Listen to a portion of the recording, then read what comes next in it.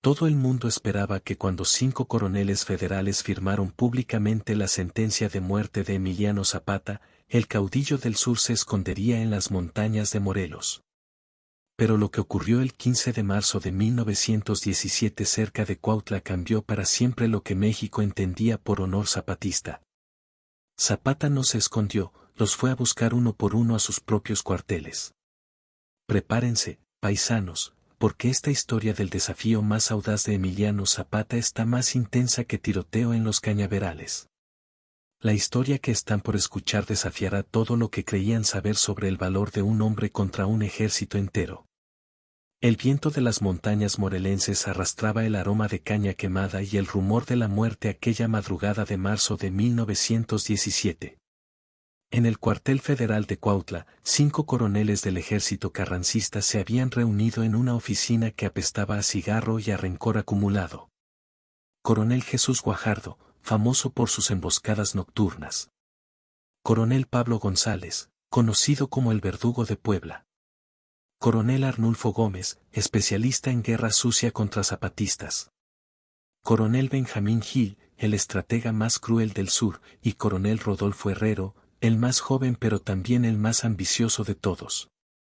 Compañeros, dijo Guajardo golpeando la mesa con el puño, ya me tiene hasta la madre que ese indio alzado de Zapata nos tenga corriendo por todo Morelos como gallina sin cabeza. Cada semana nos quita haciendas, cada mes humilla nuestros destacamentos. González, cuya barba canosa no lograba ocultar la cicatriz que le cruzaba el cuello, se acercó al mapa clavado en la pared. No es solo por nosotros, hermanos. Es por el futuro de México. Zapata representa el atraso, el feudalismo agrario. Nosotros representamos el progreso. ¿El progreso?, se burló una voz desde el rincón.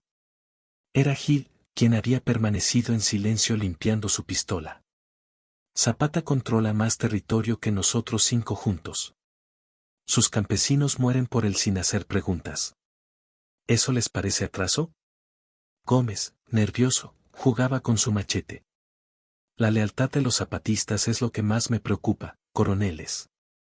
Hemos capturado decenas de sus hombres y ni uno solo ha traicionado a Zapata. Ni con tortura, ni con dinero, ni con amenazas a sus familias. El silencio se extendió por la oficina como niebla matutina. Afuera, los soldados federales limpiaban sus Mausers y preparaban sus cartucheras, ajenos a la conversación que estaba a punto de sellar el destino de la Revolución del Sur. Herrero, el más joven, se puso de pie con la determinación de la juventud. Compañeros, llevamos 4 años persiguiendo sombras. Zapata aparece donde no lo esperamos y se esfuma cuando creemos tenerlo acorralado. Pero hay algo que jamás ha hecho. ¿Qué cosa?, preguntó Guajardo con curiosidad. Ignorar una afrenta directa a su honor. Los 5 coroneles se miraron entre sí. Sabían que Herrero tenía razón. Emiliano Zapata jamás había dejado pasar una provocación personal. Jamás había ignorado un desafío a su dignidad como revolucionario. González sonrió por primera vez en meses. ¿Está sugiriendo lo que creo que está sugiriendo, coronel? Estoy diciendo que si los 5 coroneles del Ejército Federal firmamos públicamente su sentencia de muerte, Zapata no podrá resistirse a respondernos. Y cuando venga, estaremos preparados con toda la artillería del regimiento. La propuesta era temeraria, suicida incluso. Significaba convertirse en carnada humana para atraer al tigre más peligroso del sur de México. Pero también representaba la oportunidad que habían estado esperando durante años. Guajardo extendió su mano derecha hacia el centro del grupo. Juro por mi honor de soldado y por la bandera de México que antes del amanecer del 16 de marzo, Emiliano Zapata estará muerto por mi mano o por la de mis hermanos aquí presentes. Uno por uno, los otros 4 coroneles pusieron sus manos sobre la de Guajardo. González añadió con voz solemne, y si Zapata viene que venga solo, porque nosotros 5 contra él será una pelea justa. Gil redactó el desafío en papel oficial del ejército, al bandolero Emiliano Zapata, autoproclamado defensor de los pobres, los abajo firmantes, coroneles del Ejército Constitucionalista de México.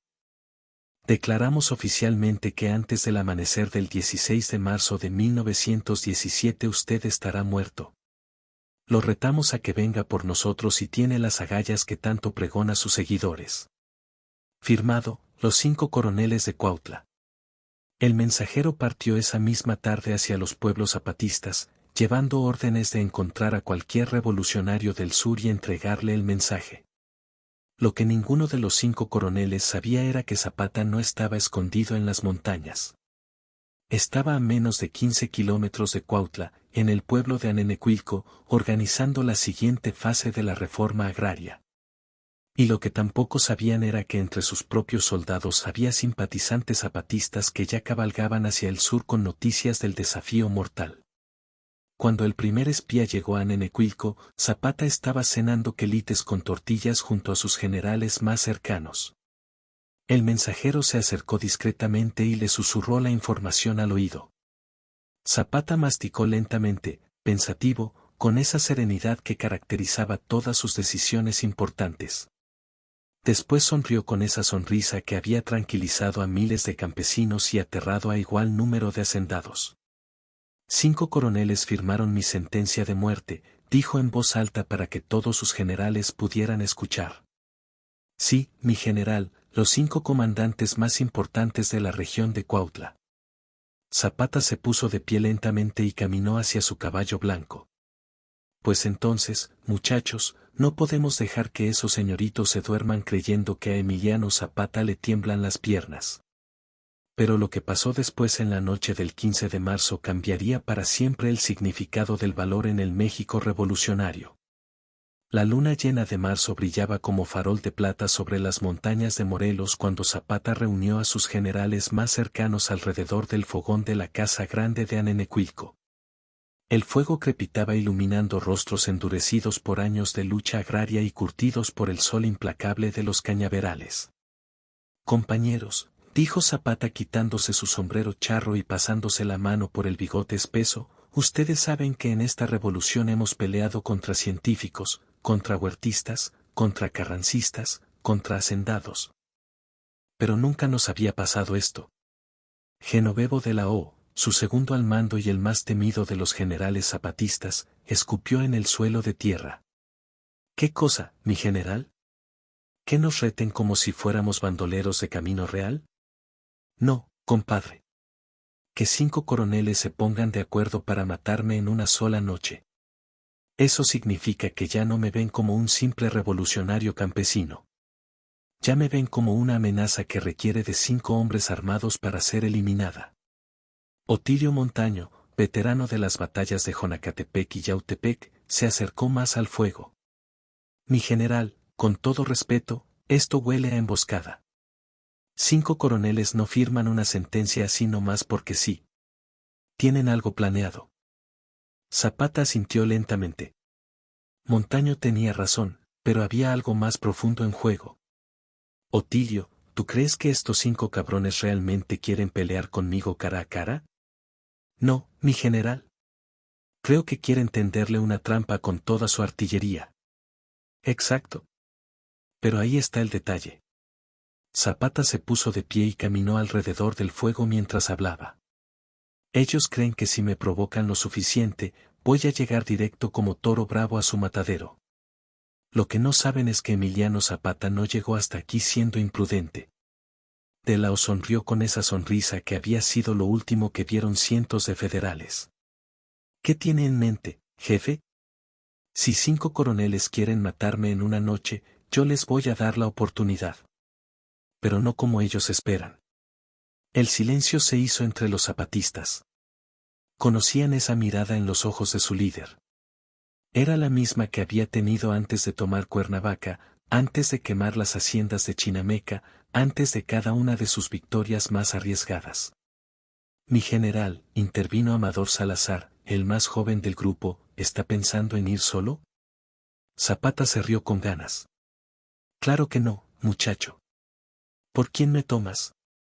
Pero tampoco voy a llevar a todo mi ejército para que estos desgraciados digan que necesito de 1000 campesinos para enfrentar a 5 oficiales.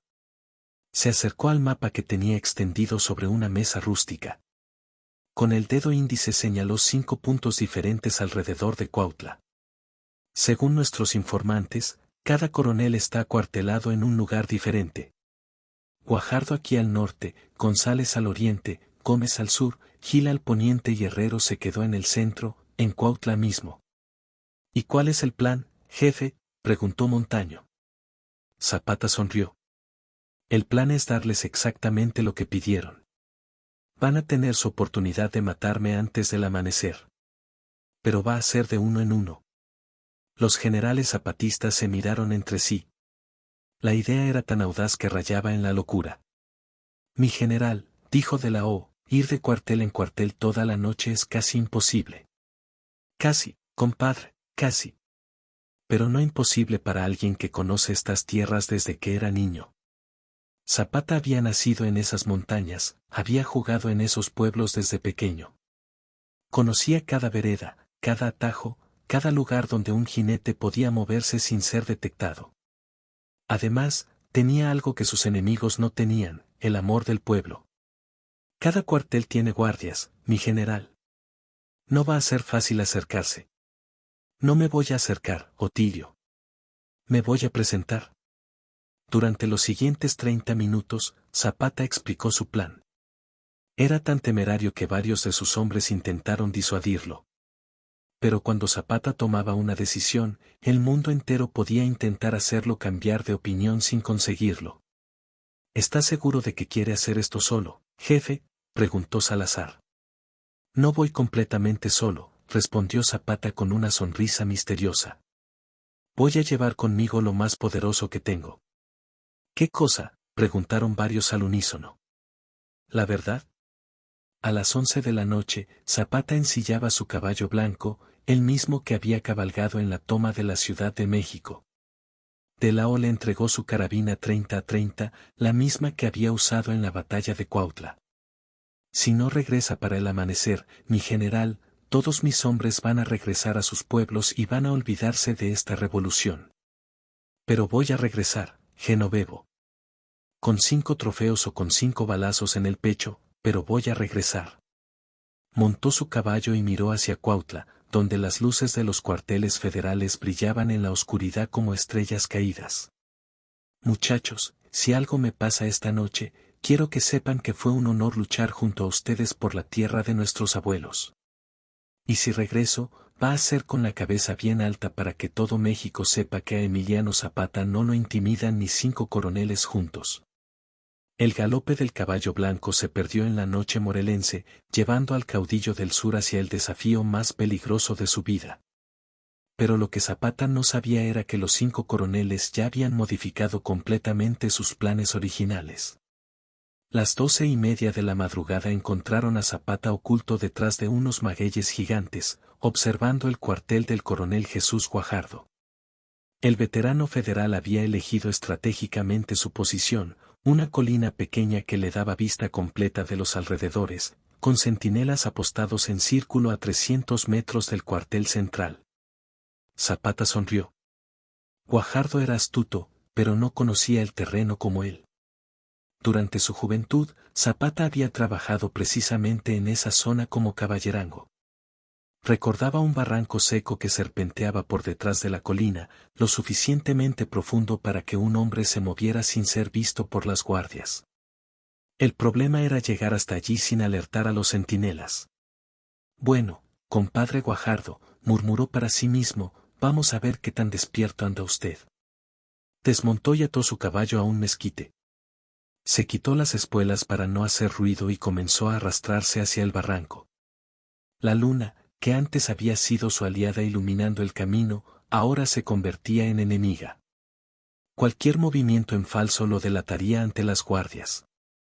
Tardó 1 hora en recorrer lo que normalmente habría caminado en 10 minutos, pero cuando finalmente llegó al fondo del barranco, pudo moverse con más libertad. El lecho seco lo llevó directamente hasta la parte trasera del cuartel de Guajardo. Cuando emergió del barranco estaba a menos de 100 metros de la oficina del coronel. Podía escuchar voces en el interior. Zapata es impredecible, pero no es tonto, decía Guajardo a alguien dentro de la oficina. Si viene, no va a ser por la puerta principal. Tal vez ya se dio cuenta de que es una trampa y decidió no venir, respondió otra voz que Zapata no reconoció. Emiliano Zapata nunca le ha sacado a nada, teniente. Esa es su fuerza y también su debilidad. Zapata se acercó más, aprovechando la sombra de unos barriles. Ahora podía ver el interior de la oficina a través de una ventana entreabierta. Guajardo estaba sentado en una silla de madera, limpiando meticulosamente su pistola. Un teniente joven estaba de pie junto a él, claramente nervioso. ¿De verdad cree que Zapata sea tan loco como para venir solo contra 5 coroneles?, preguntó el teniente. Hijo, yo he peleado contra Zapata durante 5 años. He visto cómo toma pueblos que deberían ser inexpugnables, cómo se escapa de cercos que deberían ser perfectos. Si algo he aprendido es que nunca hay que subestimar a un hombre que pelea por sus convicciones. Zapata decidió que era el momento. Se incorporó lentamente y caminó hacia la puerta principal de la oficina.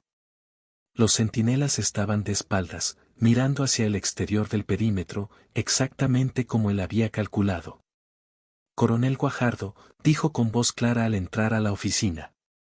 El teniente dio un salto y trató de sacar su pistola, pero Guajardo lo detuvo con un gesto firme.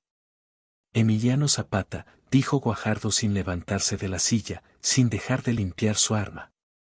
Llegó más rápido de lo que esperaba. ¿No va a gritar pidiendo refuerzos, compadre?, preguntó Zapata, manteniendo las manos visibles pero cerca de su carabina. ¿Para qué? Usted vino solo, como dijimos en el desafío. Sería una cobardía llamar a mis hombres.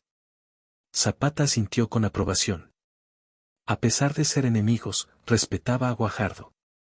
Era un soldado de verdad, no como otros federales que había conocido. Teniente, dijo Guajardo sin quitar los ojos de Zapata, salga de la oficina y vigile que nadie nos interrumpa. Esto es entre el señor Zapata y yo. El joven oficial salió temblando visiblemente. Zapata y Guajardo quedaron solos frente a frente. Debo admitir, dijo Guajardo poniéndose de pie finalmente, que no esperaba que viniera realmente. 5 contra 1 son malas probabilidades, incluso para usted.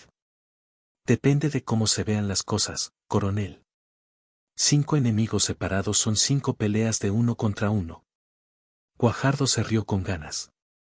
¿Eso es lo que planea hacer? ¿Visitarnos a todos esta noche? Ya lo estoy haciendo. Por primera vez desde que Zapata había entrado, Guajardo mostró sorpresa genuina. ¿Está completamente loco? Dicen que sí. Pero aquí estoy. Los 2 hombres se miraron en silencio durante largos segundos. Afuera, Zapata podía escuchar el murmullo de los soldados federales, completamente ajenos a que el hombre más buscado del sur estaba a unos metros de distancia. Coronel, dijo Zapata finalmente, usted firmó mi sentencia de muerte. Aquí me tiene. Pero yo también vine a matarlo a usted. Guajardo asintió lentamente. Entonces hagámoslo como hombres civilizados. A la cuenta de 3, sacamos nuestras armas. Zapata sonrió. Coronel, estamos en medio de una revolución. Aquí no hay nada civilizado. Entonces, ¿cómo propone que resolvamos esto? Zapata se acercó un paso más. Usted conoce mi reputación con las armas, coronel, y yo conozco la suya.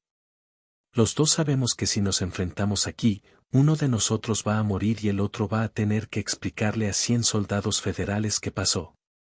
¿Qué propone entonces? Zapata sonrió con esa sonrisa que había convencido a miles de campesinos de seguirlo hasta la muerte. Le propongo un desafío, coronel. Un desafío zapatista. ¿De qué tipo? Si usted puede dispararme antes de que yo encienda esa vela apagada que está sobre su escritorio usando solamente esta moneda, usted gana. Si yo enciendo la vela, usted retira su firma de la sentencia y se va de Morelos. Guajardo miró hacia la vela que estaba sobre su escritorio de campaña. Estaba a más de 3 metros de distancia de Zapata. ¿Y cómo va a encender esa vela con una moneda? Zapata sacó lentamente una moneda de plata de su bolsillo. Con esto. La apuesta parecía imposible. Nadie podía lanzar una moneda con suficiente precisión para encender una vela a esa distancia, y menos aún generar la chispa necesaria. Guajardo sonrió confiado. Acepto. Pero si falla, se entrega como prisionero sin resistencia. Trato hecho. Lo que pasó en los siguientes 15 segundos se convertiría en leyenda entre los zapatistas y los federales de Guajardo. Zapata tomó la moneda de plata con la mano derecha y se colocó en posición. Guajardo, por su parte, tenía su pistola lista, el dedo en el gatillo, esperando el momento preciso para disparar. «¿Listo, coronel?», preguntó Zapata. «Cuando usted guste». Zapata lanzó la moneda hacia la vela, pero no directamente. La moneda voló haciendo una trayectoria curva, aparentemente errando el blanco por completo. Guajardo, confundido, dudó un segundo si disparar o no. Ese segundo de duda fue crucial. La moneda rebotó contra la pared de adobe y regresó como boomerang, golpeando el pedernal que había junto a la vela y generando la chispa exacta que encendió la mecha. La oficina se iluminó súbitamente con la nueva luz. «Hijo de su madre», gritó Guajardo, mirando incrédulo la vela encendida. «¿Cómo diablos hizo eso?». «Años de práctica, coronel. En mi juventud me entretenía encendiendo fogatas con piedras y metal. Después descubrí que las monedas de plata funcionaban mejor que las piedras». Afuera de la oficina se escuchaban pasos acelerados de soldados federales que habían visto la luz súbita. «Coronel Guajardo, ¿está todo bien?», gritó el teniente. «Todo está bajo control», respondió Guajardo con voz firme, mirando a Zapata con una mezcla de respeto y admiración. «Falsa alarma». Zapata se guardó la moneda en el bolsillo. «Un hombre de palabra, coronel. Lo respeto». «¿Y ahora qué sigue?». «Ahora usted retira su firma de la sentencia y se va de Morelos, como acordamos». Guajardo asintió lentamente. Emiliano Zapata, en mis 20 años como soldado, nunca había visto algo así. Usted no es solo un revolucionario. Es un artista de la guerra. Y usted es un soldado honorable, coronel. Por eso va a cumplir su palabra». Zapata se dirigió hacia la puerta, pero antes de salir se volteó. «Una cosa más, coronel. Cuando se vaya mañana, llévese también a sus hombres. Esta tierra es para los que la trabajan, no para los que la explotan». «¿Y los otros 4 coroneles?». Zapata sonrió en la penumbra. «Ellos también firmaron mi sentencia de muerte. Y yo soy un hombre que cumple sus promesas». Salió de la oficina como había entrado, como una sombra. Los centinelas siguieron en sus posiciones sin haberse dado cuenta de que el líder revolucionario más buscado del sur había estado a 100 metros de ellos durante una hora completa. Cuando Zapata llegó hasta su caballo, pudo escuchar movimiento en el cuartel de Guajardo. El coronel estaba dando órdenes de levantar el campamento. «Uno menos», murmuró Zapata montando su caballo blanco.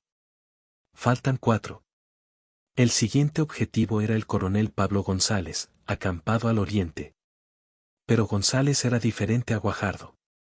Era más brutal, más desconfiado, y tenía más experiencia enfrentando revolucionarios del sur. Mientras cabalgaba hacia el segundo cuartel, Zapata no podía quitarse de la mente la expresión de respeto en los ojos de Guajardo. Había convertido a un enemigo en algo parecido a un aliado, o al menos en un neutral. La noche apenas comenzaba y Zapata ya había logrado algo que muchos considerarían imposible: había enfrentado a un coronel federal en su propio cuartel y había salido victorioso sin disparar un solo tiro. Pero González sería diferente. Con González no habría apuestas ni caballerosidad. Con González sería a muerte. El caudillo del sur espoleó su caballo y se perdió nuevamente en la oscuridad morelense. Tenía 4 coroneles más que visitar antes del amanecer. Si llegaste hasta acá y quieres seguir conociendo estas historias épicas, dale like al video y suscríbete al canal Sombreros y Fusiles. Las 3 de la madrugada encontraron a Zapata escondido entre unas rocas de cantera, estudiando el cuartel del coronel Pablo González. A diferencia de Guajardo, González había sido más paranoico en su elección de terreno. Una explanada completamente despejada, sin cobertura natural, con guardias cada 70 metros y antorchas que iluminaban constantemente todo el perímetro. «Pinche González», murmuró Zapata, bien que sabe que no es querido en estos rumbos. Y tenía razón para ser paranoico. Pablo González tenía fama de ser el más sanguinario de los coroneles carrancistas. Sus métodos para interrogar prisioneros zapatistas habían hecho que incluso algunos de sus propios oficiales pidieran transferencias. El pueblo lo había bautizado como el verdugo de Puebla. Zapata observó el patrón de las guardias durante 2 horas completas. Cada 15 minutos había un momento de 30 segundos donde 2 sectores quedaban sin vigilancia simultánea. Era una ventana pequeñísima, pero suficiente para alguien que se había pasado la vida moviéndose por terreno hostil. El problema era llegar hasta allí. La explanada tenía casi 400 metros de terreno completamente abierto. Zapata sonrió. Había una manera, pero requería algo que nunca había hecho antes. Se quitó completamente la ropa, quedándose solo con calzoncillos y huaraches. Después se untó lodo por todo el cuerpo hasta parecer una piedra más del paisaje. Era una técnica que había aprendido de los otomíes durante las campañas en el Estado de México. Cuando llegó el momento preciso, Zapata se lanzó al suelo y comenzó a arrastrarse como serpiente hacia el cuartel. Se movía solo durante los intervalos de oscuridad entre las antorchas, quedándose completamente inmóvil cuando la luz pasaba sobre él. Le tomó 3 horas llegar hasta el perímetro del cuartel, 3 horas arrastrándose centímetro por centímetro, piedra por piedra, hasta quedar a menos de 50 pasos de la tienda de González. Pero cuando finalmente llegó, descubrió algo que le heló la sangre. González tenía prisioneros. Colgados de un poste improvisado había 4 hombres torturados. Zapata los reconoció inmediatamente. Eran zapatistas suyos, capturados durante la última escaramuza cerca de Yecapixtla. Estaban vivos, pero apenas. Hijos de la chingada, pensó Zapata, sintiendo como la rabia le quemaba el pecho. La situación había cambiado completamente. Ya no se trataba solo de cumplir con el desafío de los 5 coroneles. Ahora se trataba de rescatar a sus hombres. Zapata se acercó a los prisioneros con cuidado extremo. El más consciente era Fortino Ayaquica, un veterano de Jonacatepec. «Jefe», susurró Fortino cuando reconoció los ojos de Zapata en la oscuridad, «¿es usted de verdad o ya me morí?» «Soy yo, compadre». «¿Pueden caminar?» «Yo sí, jefe». «A Macedonio lo tienen muy mal, pero Evaristo creo que también puede». «Jesús ya no despierta desde ayer». Zapata cortó las cuerdas con su cuchillo.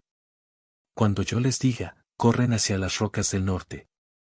Ahí está mi caballo. Si no salgo en 15 minutos, se van sin mí». «No lo vamos a dejar, jefe». «Es una orden, Fortino. Si me pasa algo, alguien tiene que contarle a Genovevo lo que vieron aquí». Zapata ayudó a los 3 zapatistas que podían caminar a llegar hasta las rocas donde había dejado su caballo blanco. Al cuarto, que estaba inconsciente, tuvo que cargarlo él mismo. Después regresó hacia la tienda de González con un solo objetivo en mente. Esta vez no habría apuestas ni cortesías. Esta vez sería justicia zapatista pura. Cuando entró a la tienda de González, el coronel estaba despierto, sentado en su catre, limpiando sus instrumentos de tortura. Al ver a Zapata, sonrió con crueldad. Emiliano Zapata, el mismísimo caudillo del sur, desnudo y embarrado de lodo como animal salvaje. Zapata no respondió. Solo se acercó lentamente con la mirada fija en los ojos de González. «¿Vino por sus hombres?», preguntó González con sorna. «Ya lo saqué. Ahora vengo por usted». «Llevamos 4 días divirtiéndonos con ellos», continuó González, ignorando la amenaza implícita. Zapata siguió acercándose sin decir palabra. En sus ojos había algo que González no había visto antes en ningún prisionero, una calma absoluta que daba más miedo que cualquier grito de guerra. «No va a hablar», insistió González, pero ahora su voz tenía un matiz nervioso. El famoso Emiliano Zapata, mudo como perro apaleado. Cuando Zapata estaba a 1 metro de distancia, finalmente habló. Coronel González, usted torturó a mis hombres. Son las reglas de la guerra, Zapata. Información por información. No, dijo Zapata con voz helada. Esas son las reglas de un cobarde. González se puso de pie de un salto sacando su pistola, pero Zapata fue más rápido. De un manotazo le quitó el arma y la arrojó lejos. Después agarró a González del cuello con una sola mano. ¿Sabe qué es lo que más me molesta de usted, coronel? Zapata apretaba lentamente, sin ahogarlo, solo asegurándose de que no pudiera gritar. Que usa el nombre de México para justificar sus cochinadas. González trataba de hablar, pero Zapata no lo dejaba. Mis hombres pelean por sus familias, por sus tierras, por algo que vale la pena. ¿Usted por qué pelea, coronel? ¿Por Carranza? ¿Por poder? ¿O solo porque le gusta hacer sufrir a la gente? Zapata lo soltó. González cayó al suelo tosiendo. Levántese, ordenó Zapata. Vamos a resolver esto como hombres. ¿Cómo? Zapata recogió la pistola de González y se la aventó. 10 pasos. Nos volteamos y disparamos. González se incorporó lentamente. Sabía que era su única oportunidad. Zapata era legendario con las armas, pero a 10 pasos, con buena luz, cualquiera tenía chance. ¿Y si gano? Preguntó González. Si gana, mis hombres se quedan aquí y usted puede seguir torturándolos. Pero no va a ganar. Salieron de la tienda hacia un espacio abierto dentro del cuartel.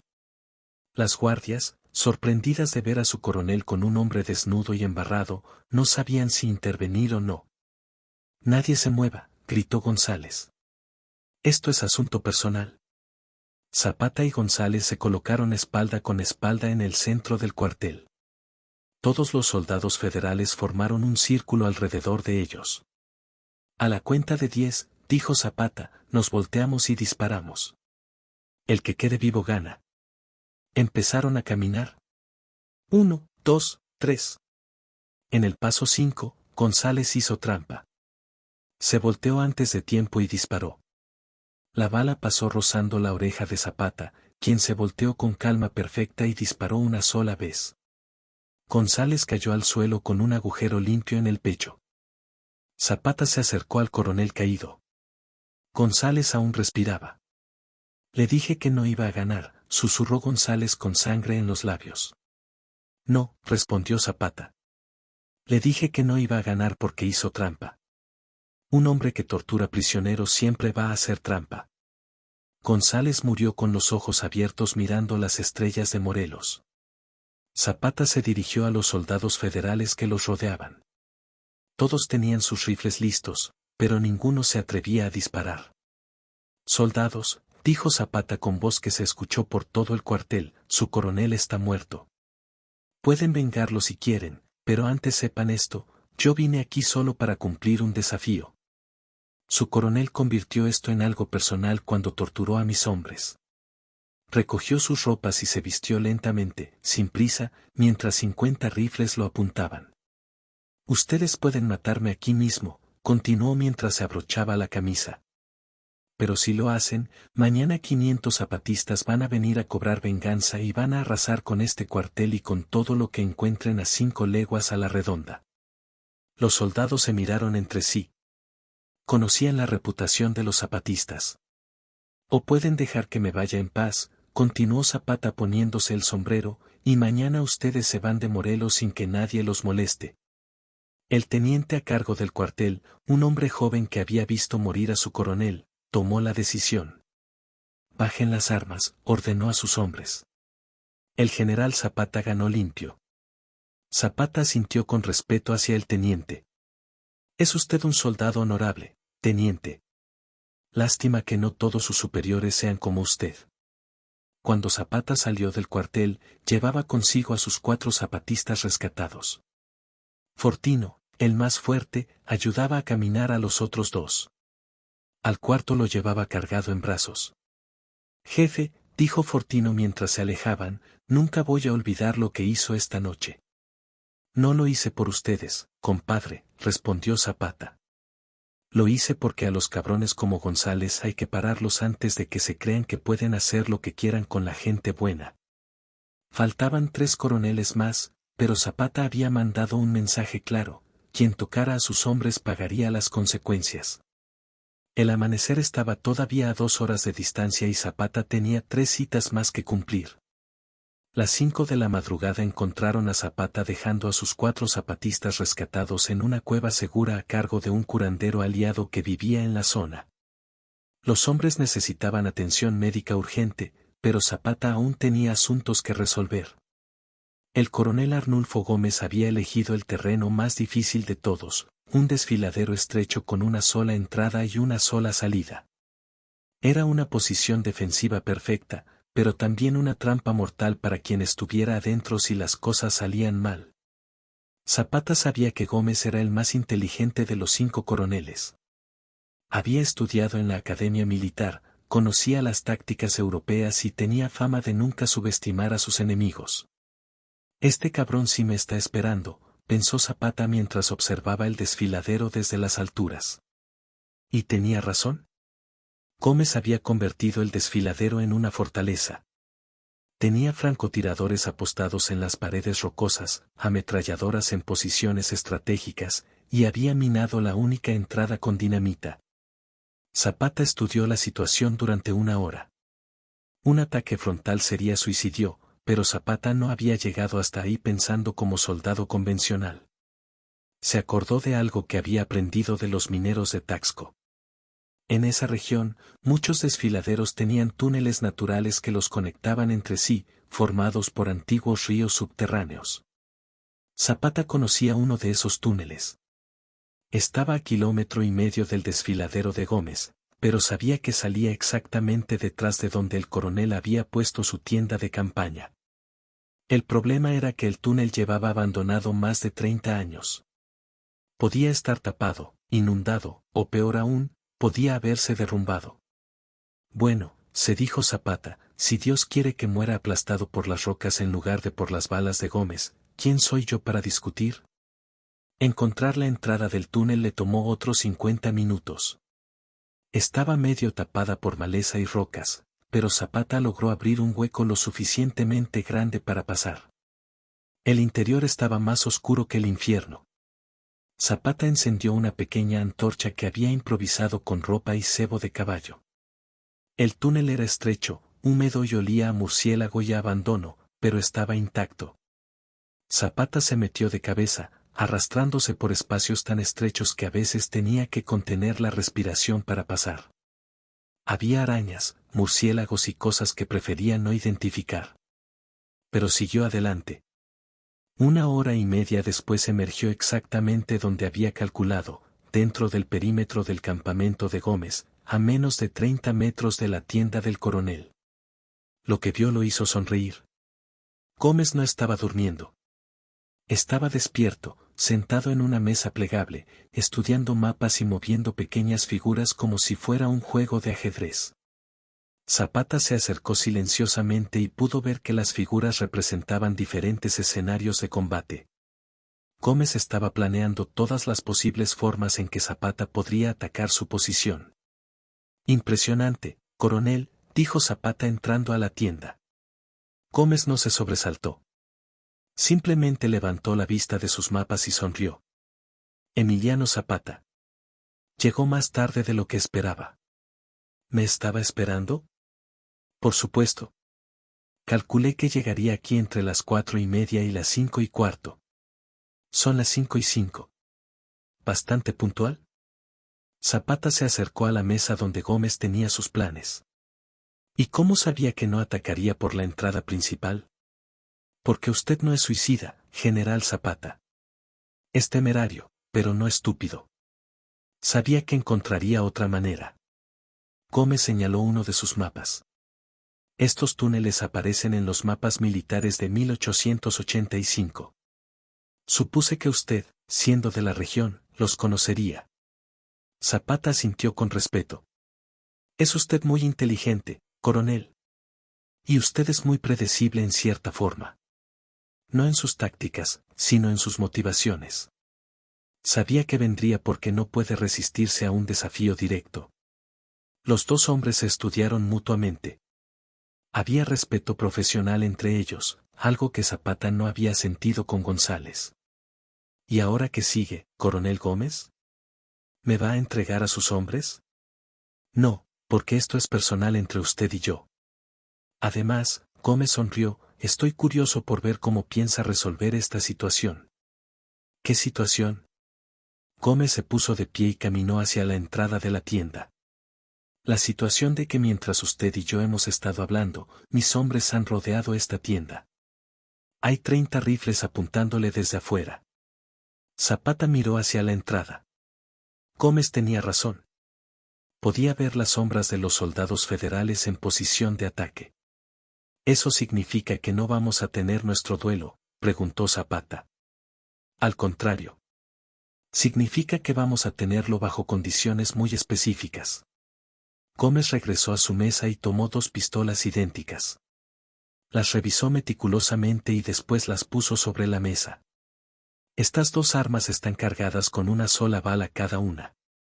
Las balas están en cámaras aleatorias. Puede que esté en la primera posición, puede que esté en la sexta. Zapata entendió inmediatamente. Ruleta rusa doble. Exacto. Nos paramos uno frente al otro, tomamos un arma cada uno y disparamos por turnos hasta que alguien obtenga la bala real. ¿Y sus hombres? Si usted gana, mis hombres lo dejarán ir. Si yo gano, usted muere como el bandolero que es. Zapata tomó una de las pistolas y la sopesó en su mano. Era un juego completamente de azar.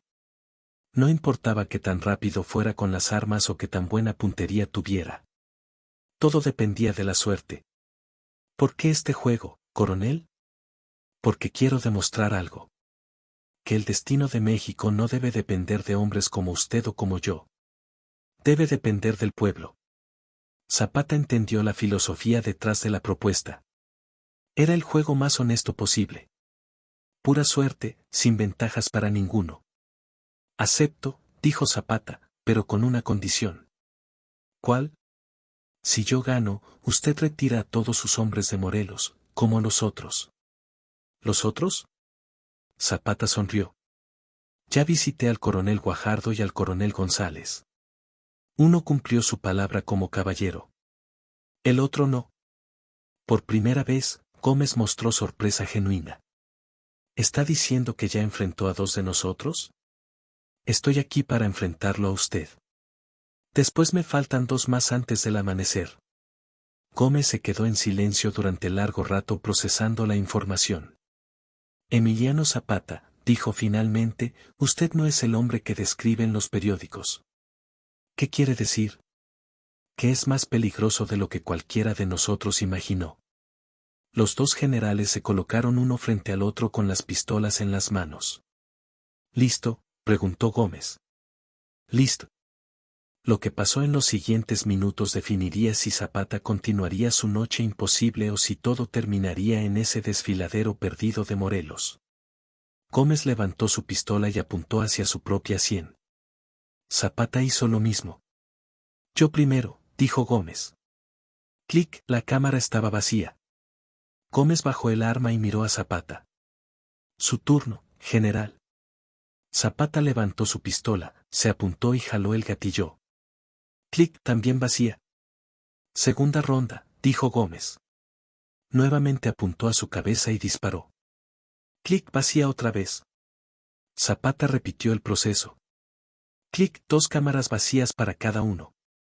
Tercera ronda, dijo Zapata. Gómez levantó su arma con manos más temblorosas. Sabía que las probabilidades aumentaban con cada disparo. Clic, 3 cámaras vacías. Zapata tomó su pistola. Si la bala estaba en la 4ª posición, todo terminaría ahí mismo. Clic, 4 cámaras vacías entre los 2. Cuarta ronda, dijo Gómez con voz más tensa. Levantó la pistola hacia su sien. Sus manos temblaban visiblemente. ¡Pum! El disparo resonó por todo el desfiladero. Gómez se desplomó instantáneamente. Zapata se quedó inmóvil mirando el cuerpo del coronel. Había ganado, pero no se sentía victorioso. Gómez había sido un hombre honorable hasta el final. Los soldados federales corrieron hacia la tienda, pero cuando vieron la escena entendieron lo que había pasado. Su coronel había muerto en un duelo justo. El teniente al mando se acercó a Zapata. General Zapata, ¿qué órdenes tenemos? Las órdenes las dio su coronel antes de morir. Si yo ganaba, ustedes se retiran de Morelos. El teniente asintió. ¿Y usted qué va a hacer? Zapata miró hacia el horizonte. El cielo empezaba a mostrar los primeros tintes rosados del amanecer. Me faltan 2 coroneles más que visitar. Salió del campamento sin que nadie le pusiera una mano encima. Los soldados de Gómez respetaron la voluntad de su coronel muerto. Media hora después, Zapata llegaba al campamento del coronel Benjamín Gil. Pero cuando llegó encontró que el campamento estaba vacío. Solo había una nota clavada en un poste. General Zapata, recibimos noticias de lo que pasó con nuestros colegas. El coronel Gil y yo hemos decidido retirar nuestras fuerzas de Morelos inmediatamente. Consideramos cumplido el desafío. Respetuosamente, coronel Rodolfo Herrero. Zapata se rió con ganas. Los 2 coroneles restantes habían decidido que enfrentar al caudillo del sur no valía la pena. Cuando el sol salió completamente sobre las montañas de Morelos, Zapata estaba de regreso en su campamento base de Anenecuilco, donde Genovevo de la O y el resto de sus generales lo esperaban con ansiedad. ¿Cómo le fue, jefe?, preguntó de la O. 5 coroneles firmaron mi sentencia de muerte, respondió Zapata desmontando de su caballo blanco. Uno cumplió su palabra como caballero y se retiró. Uno murió como el cobarde que era. Uno murió como el soldado honorable que era. Y 2 se rajaron antes de que llegara con ellos. Los zapatistas gritaron de júbilo. Zapata había logrado lo imposible. Había enfrentado a 5 coroneles federales en una sola noche y había salido victorioso. ¿Y ahora qué sigue, mi general?, preguntó Montaño. Zapata se quitó el sombrero y se lo pasó por el cabello. Estaba cansado, pero satisfecho. Ahora seguimos peleando por México, muchachos. Pero ya no como bandoleros que se esconden en las montañas. Después de esta noche, todo México va a saber que Emiliano Zapata y sus hombres no le temen a nadie. La noticia de lo que había pasado esa noche se extendió por todo el país como pólvora. Los periódicos de la capital escribieron sobre la noche imposible de Zapata. Los corridos populares cantaron sobre el hombre que había desafiado a 5 coroneles y había ganado. Pero para Zapata lo más importante no fueron los titulares ni las canciones.